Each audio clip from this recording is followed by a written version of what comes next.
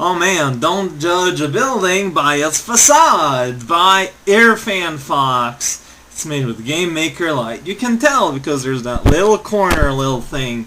Gotta press the X button. Oh man, I'm a little cube man. I can jump. My head is literally a cube, but I still got eyeballs. That really looks like a mouth, honestly. How do I get inside? Press X? Okay. Oh no, I somehow managed to trap inside the Facade. Wait, those are monster-like dudes. Hey, did I not see this icon recently? Press C to buy. I've only got not enough money.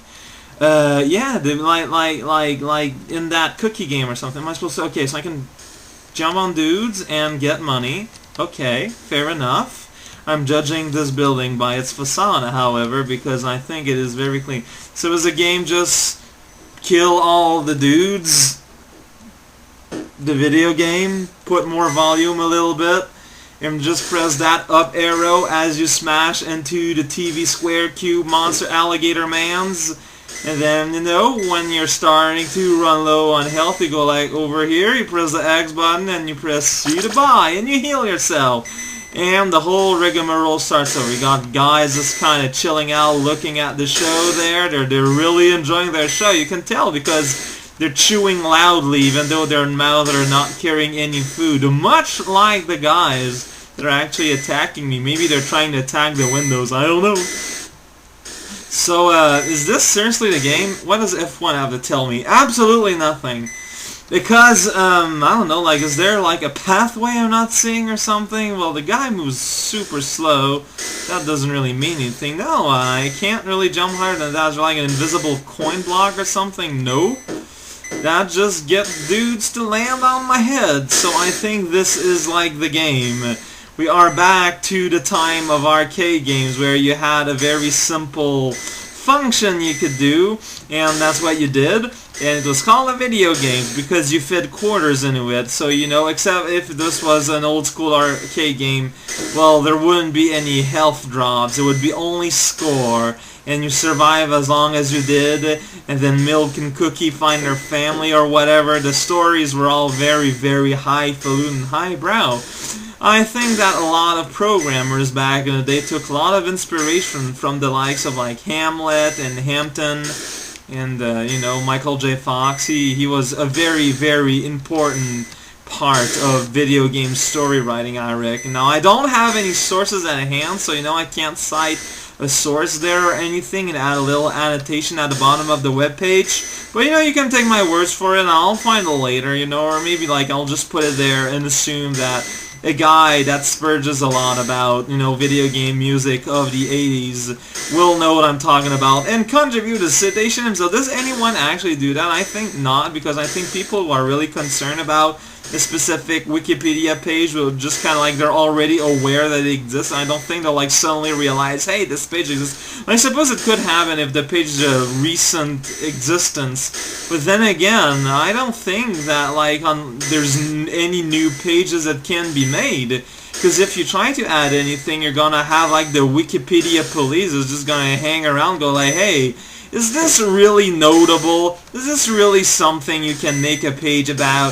They're really gonna ask that. And no, like if you think about it, there's not a whole lot of new things being existent in the world.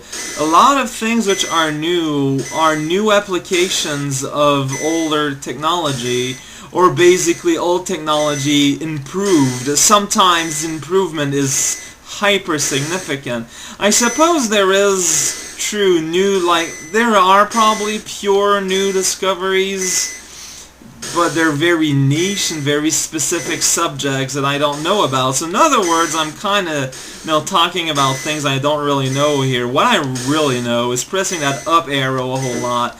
And even then, sometimes I just nudge myself a bit too much to the side, and I come to kind of regret that decision. By the time that I'm able to regret that decision, it's too late. I suppose that's the thing about regret, is that as useful as it could be as an emotion, the fact that you can only, you know, basically no regret until it's too late, kind of limits its popularity amongst the social circles, and I think we should sometimes give regret a fairer chance in life. However, at the same time, it's very hard to argue for the, in favor of regret, considering how people feel when they have regret, and it's not something most people kind of aspire to, which, as I said, is unfortunate.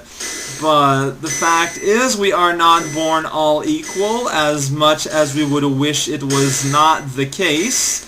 At the same time, that does not mean that we should lord this about other people who we believe to be in some shape or form inferior.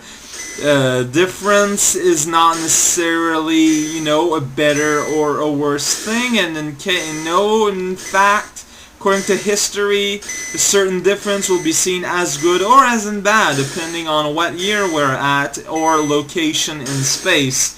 And as such, someone who has what is seen as a negative on this period of life might have, see the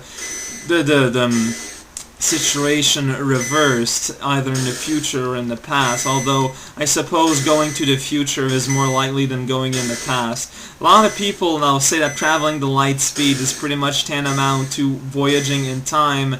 However, in a sense, it's kind of limited, because you can, I forget, basically you kind of go forward in time, but you can't really go back. You are yourself sort of a time capsule, but you can't, go back and go and say, save Hitler from this nasty propaganda, so people can actually go towards the real Nazi, villain, Hans Burton. But, propaganda does that sort of thing, where suddenly, that's the thing with history, is that we only have a certain perspective.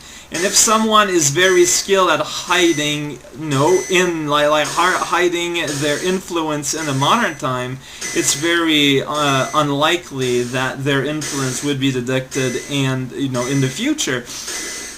And in a sense, it's very difficult to, I am not a history denier. I respect, I know what we know of history is more than likely true, but it's the whole, non-0% chance thing that kind of bothers me a little bit. The whole non-0% notion, statistic, is something I've learned in university, something that's bothered me a lot since then. So of course, technically, there is a non-0% chance that right now, at this second, all the atoms of my body promptly dissipate and I, just flat out stop to exist suddenly, but